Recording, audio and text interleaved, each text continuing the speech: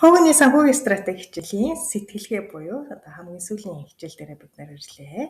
За өмнөх хичээлүүдэд ерөөхдөө багцлах юм бол санхүү гэдэг бол одоо мөнгөн урсгалтай холбоотой шийдвэр гаргалтыг судалдаг эдийн засгийн шинжилгээ ухааны салбар шинжилгээ ухаан юм байна. За судалгааны хувьд бол өрхийн түвшин, байгууллагын түвшин, улс орны түвшин гэж ерөнхийдөө ангилдаг бөгөөд бид нар одоо өрхийн түвшинд буюу зөвхөн хувийн санхүүтэй холбоотой зүйлсийг одоо 10 дэд бүлэг болгон одоо үзлээ. За одоо хамгийн сүүлийн хэсэг буюу сэтгэлгээ 10 дахь дугаараа эхлэх чинь тийм ээ. За тэгэхээр нэгэнт одоо шийдвэр гаргалтыг судалдаг шинжилгээ ухаан бол таны эрхэм зорилго алсын хараа. За үнэт зүйл зарчимчин бол таны одоо өдөр тутмын шийдвэрт чинь маш чухал ач холбогдолтой тийм нөлөөг хамаг одоо шийдвэр гаргалтад чинь хариуцдаг байгаа. Тэгэхээр таны одоо зорилго чи юу вэ? Үүнтэйгээ холбоотой ямар стратеги тодорхойлох вэ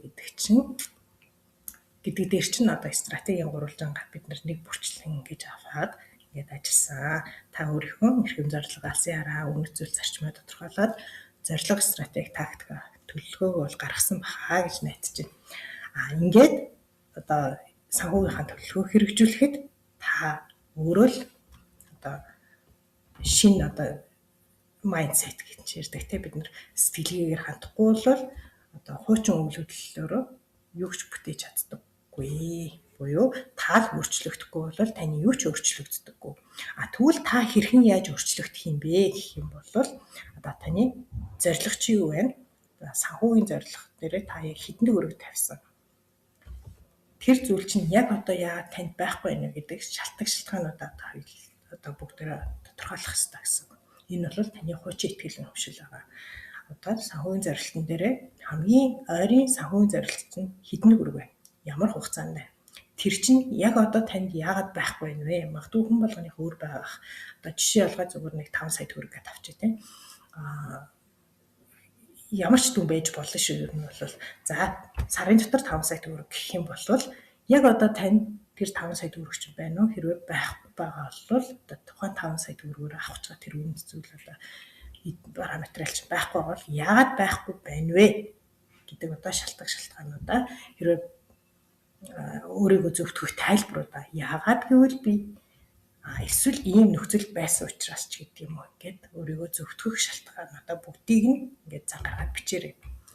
За үүний дараа яагаад эн чинь танд хэрэгтэй юм бэ? Үнэхээр танд хэрэгтэй зүйл муу юм уу?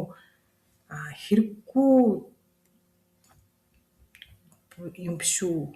Хэрвээ хэрэгтэй бол яг үнэхээр хэрэгтэй гэдэг одоо шалтгаанаа та өөртөө тодорхойлох нь. Яагаад хэрэгтэй? Яагаад танд энэ санхүүгийн зорилтондоо хүрэх хэрэгтэй байгаа. За түрүүний зорилт арай хүнийг итгэжүүлэхээр тийм зорилт биш байсан юм байна тий 5 сая гэдэг бол жоохон учраас. За магадгүй та тэр бүмтэн болъё гэж үтэй л та тий. Тэгвэл яагаад одоо та тэр бүмтэн биш вэ гэдэг дээрээ хуучин итгэл үнэмшлүүдээ олсон. Яагаад тэр бүмтэн болох зайлшгүй шаардлагатай гэж та өөрийгөө үзээд байгаа гэдэг дээрээ одоо яагаад гэдэг дээр өөрийнхөө бодож байгаа одоо тэр дотоод мотивацийг өгөх тэр шалтгаануудаа одоо тайлбаруудаа одоо бичгэнэ. За үүний дараа энэ бол таны шинэ итгэл үнэмшилчин гэсэн үг. Үүний дараа хуучин итгэл үнэмшлийг шинээрээ солино. Хүний даалт ухамсар маш олон удаа давталт хийснээрээ бол өөрчлөгддөг. Эсвэл маш хүчтэй эмоци одоо сэтгэл хөдлөлийн нөлөө орсноор өөрчлөгддөг. Тэгвэл одоо та шинэ итгэл үнэмшлээ богино хэмжээний аффирмац буюу одоо тунхаглал үг болгоод 21 хоногийн турш ингээд давтах одоо тийм юу яах нэ? Одоо сэтгэл хөдлөлийг бий болгох нь давтаж хэлэх нь.